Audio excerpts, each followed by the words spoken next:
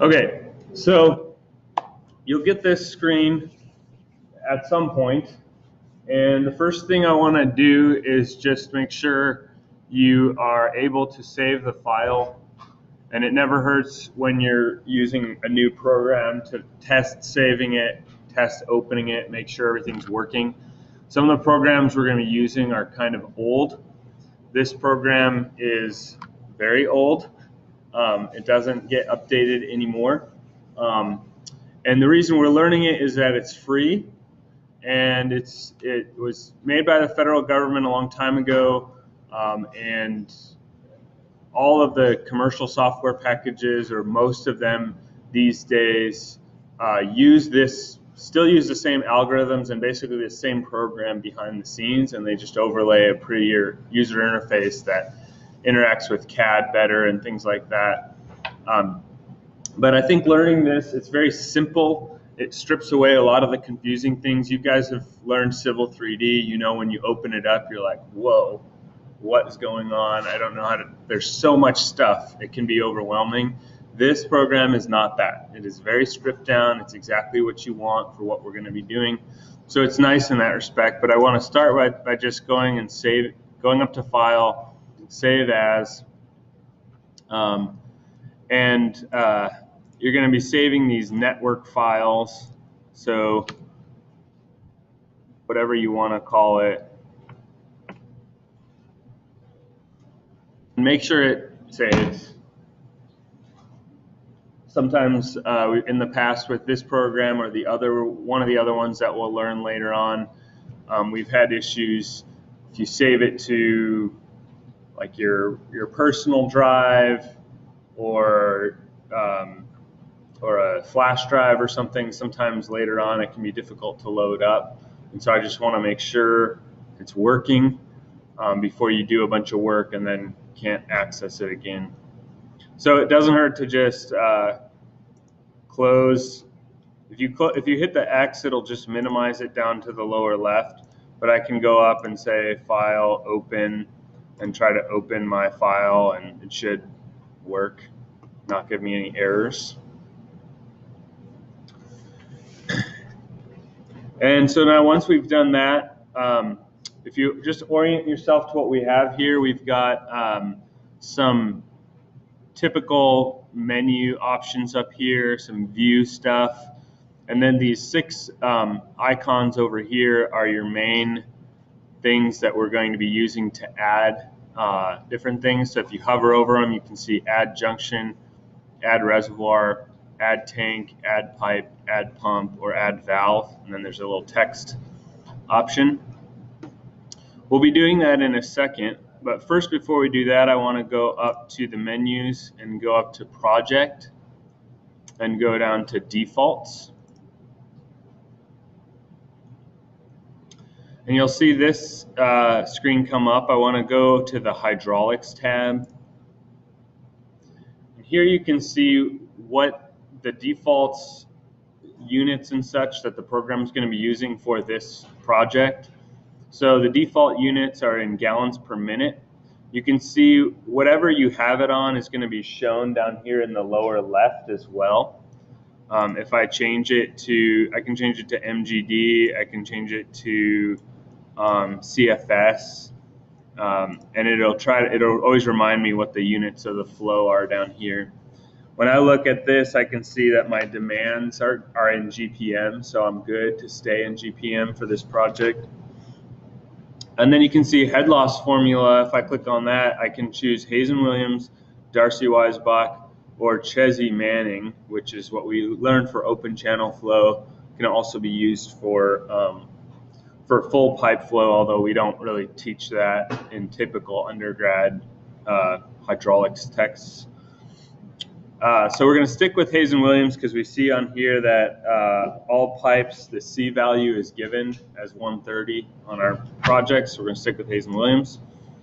And I can choose other different things on here if I want to too, if I'm not using water, if I'm using, say, if I'm doing like a wastewater treatment plant or a process operation, and I'm putting sewage or sludge or pumping it around, I can change those kinds of things. If the temperature's not normal, I can change the relative viscosity. 1 just means typical water viscosity at room temperature, 20 degrees C. If I change it, it's just going to scale it relative to that. All right, so I'm okay. Everything's good there. Oh yeah, let's go back to the defaults thing. Instead of hydraulics now, I'm going to look at the properties tab.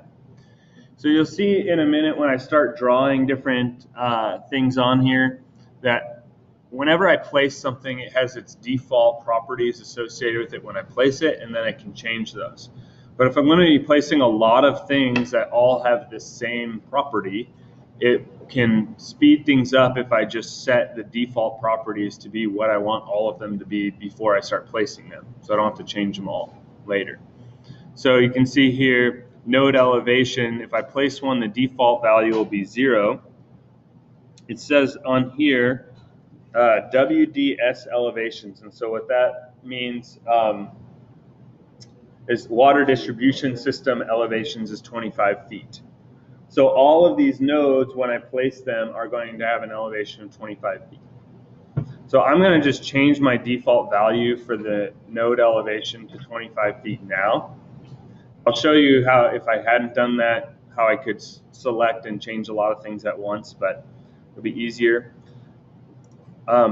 Here I do have a tank specs here.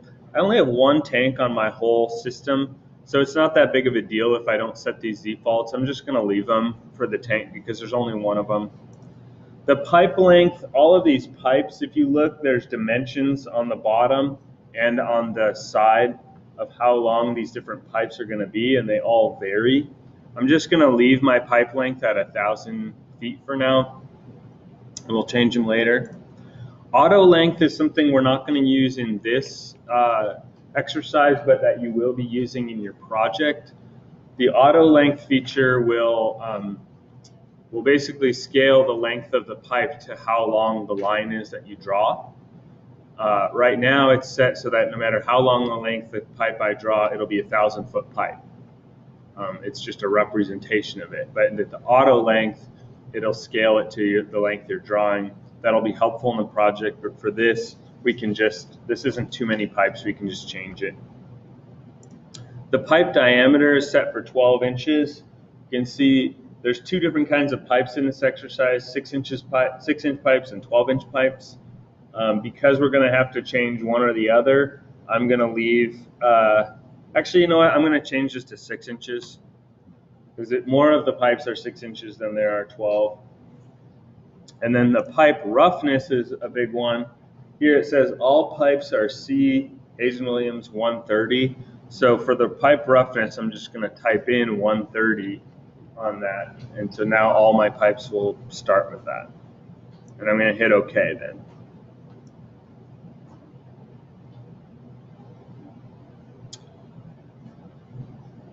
Okay, so next step is I'm going to start placing some of these objects on here. So I've got 1 reservoir over on the left-hand side. I'm going to go grab the add reservoir, and I'm just going to click somewhere and add a little reservoir. Kind of a cute little guy. Before I do anything with that, well, I guess the next step, I'm going to grab this arrow, the black one, and I can either double click on this or I can right click and hit properties, and I should see this come up. So I like to keep this properties table open all the time when I'm working in here. This is where most of the data is going to be shown. You can see I placed this guy.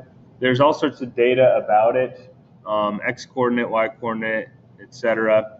You can see there's some of the properties, there's just 2 in here that have a little asterisk next to it, the reservoir ID and the total head. Those are the 2 values that have to have something entered into them for the model to run. So its total head is set as 25 feet because I said all my nodes have a default elevation of 25 feet. This one actually, though, you can see the water surface elevation is 0 feet. So that's